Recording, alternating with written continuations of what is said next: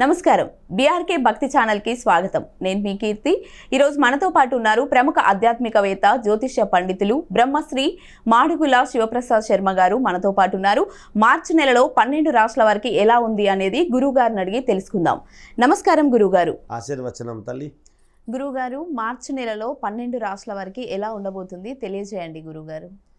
శ్రీ మహాగణాధిపతయే నమః. ఐం మహాసరస్వత్యే నమః. శ్రీ లలితాంబికాదేవ్యే నమః. మార్చి నెలలో రాశి ఫలాలు అనేటువంటివి చాలా మహోన్నతముగా ఉండబోతున్నాయి అనేటువంటిది ముందు మీరందరూ గుర్తుపెట్టుకోవాల్సినటువంటి అవసరం. ఎందుకు ఈ మాట అంటున్నాను అంటే, ఏముంది, ప్రతిసారి చెప్పేటువంటి ప్రతి మాసము చెప్పేటువంటి రాశి ఫలాలే కదా ఈ మాసము కూడా ఉన్నాయి.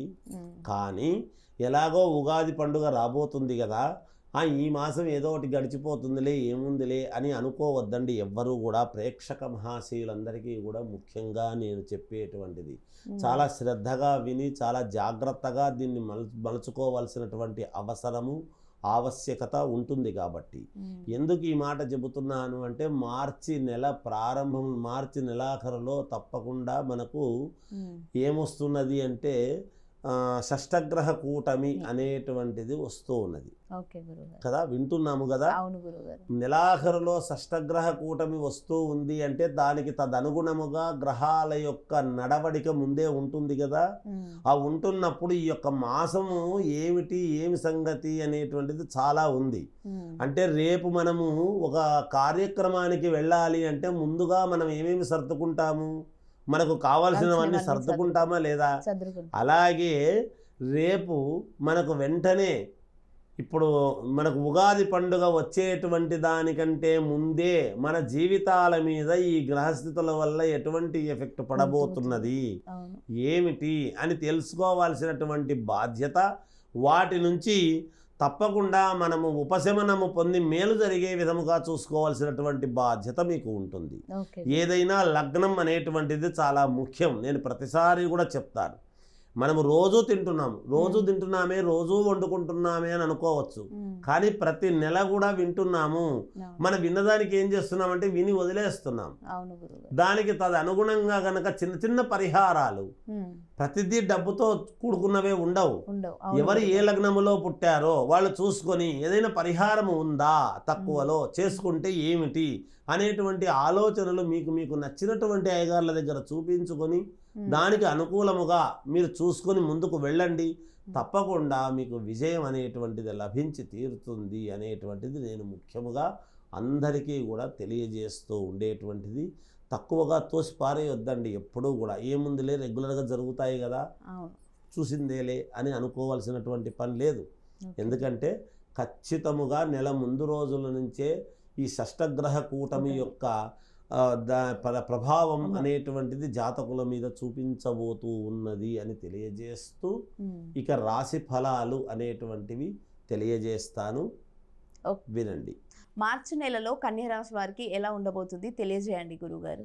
మార్చి నెలలో కన్యారాశి వాళ్లకు ఎలా ఉండబోతుంది అంటే, కన్యారాశి వాళ్ళ గురించి నేను 2023 నుంచి చెబుతూనే ఉన్నాను. ఎంతోమంది మేలు జరిగింది గురువుగారు మాకు అని నాకు ఫోన్లు చేస్తూ ఉన్నారు. చాలా వరకు నాకు చేస్తుండేటువంటి వాళ్ళు ఏ కొద్ది మందో మాకు ఇంకా జరగలేదు గురువుగారు అని ఇటు కూడా ఉన్నాయి. వాళ్ళ లగ్నాన్ని బట్టి, వాళ్ళ పుట్టుకకు బట్టి, వాళ్లకు జరుగుతూ ఉండేటువంటి వింశోత్తరి దశల ఆధారముగా వాళ్ళకు కాస్త ఎనుకు ముందు అనేటువంటిది ఉండవచ్చును. కానీ కన్యారాశి వాళ్లకు అత్యద్భుతముగా ఇంకా 10 సంవత్సరాల పాటు ఏకధాటిగా ఏకఛత్రాధిపత్యముతో ఏలేటువంటి అవకాశము ఉన్నది. చాలా అంటే చాలా అనుకూలమైనటువంటి గ్రహస్థితులు ఏర్పడబోతున్నాయి. ఇప్పుడు ఇంకా ఈ మనకు షష్టగ్రహ కూటమి వలన కన్యారాశి వాళ్లకు ఇంకా అద్భుతముగా ఈ సంవత్సరము ఉండబోతూ ఉన్నది. వీళ్ళు మట్టి పట్టుకున్న బంగారం అవుతుంది గాక ఈ సంవత్సరము. నేను 100కి 1,00,000% చెబుతున్నా. ఇందులో నాకేమీ ఒక రాశి మీద అనుకూలత, ఇంకో రాశి మీద వ్యతిరేక భావన ఎందుకు ఉంటుంది?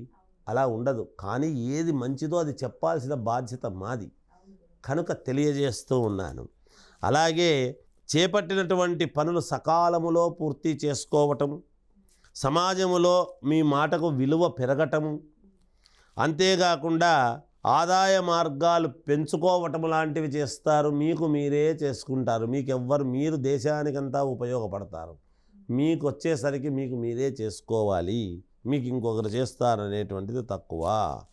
అలాగే దీర్ఘకాలికమైనటువంటి రుణాలను కొంతవరకు తీర్చుకోవడం కూడా జరుగుతుంది గాక వ్యాపారాలలో లాభాలు బాగా గడిస్తారు, బాగా వస్తాయి.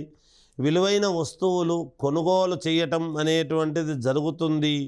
అలాగే లాభాలు అన్ని రకాల్లోనూ లాభాలు పొందుతారు.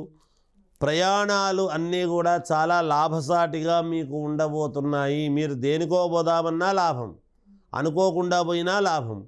ఎవరో పిలిచి ఊరికే చూద్దురు రండి అంటే కూడా వెళ్ళినందుకు గాను మీకు ఏదో ఇచ్చి లాభపడేటువంటి విధానముగానే ఉంటుంది గాక మిత్రులతో ముఖ్యమైనటువంటి విషయాలు చర్చించడం అనేటువంటిది చేస్తారు. మీ యొక్క తత్వము, అలాగే బంధుమిత్రులతో వినోద కార్యక్రమాల్లో పాల్గొనడం లాంటివి కూడా చేసేటువంటి అవకాశం ఉన్నది. ఉద్యోగంలో ఒత్తిడి అనేటువంటిది అధిగమించి మేలు జరిగే విధముగా చూసుకుంటారు గాక మీరు పారాయణము చెయ్యటం అనేటువంటిది చేస్తారు. ఏదో ఒక దైవారాధన పారాయణం అనేటువంటిది చేసుకోవడము సర్వసాధారణము కదా, చేసుకుంటే మేలు జరుగుతుంది అని తెలియజేస్తున్నాను. ఓకే గురుగారు, కన్యరాశి వారు చేసుకోవాల్సిన పరిహారం ఏమైనా ఉంటే తెలియజేయండి గురుగారు. ఇంకా మెరుగైనటువంటి ఫలితాలు ఏమి సాధిస్తే బాగుంటుంది, నాకు మేలు జరుగుతుంది అని గనక మీరు అనుకుంటే శివుణ్ణి ఆరాధించండి. సాక్షాత్తు పరమేశ్వరుణ్ణి ఆరాధిస్తే తప్పకుండా మీకు విజయం లభించి తీరుతుంది గాక. ఓకే గురుగారు, కన్యరాశి వారి ఫలితాలు, వాళ్ళు చేయాల్సిన పరిహారం చాలా చక్కగా వివరించారు. ధన్యవాదాలు గురుగారు. జయోస్తు.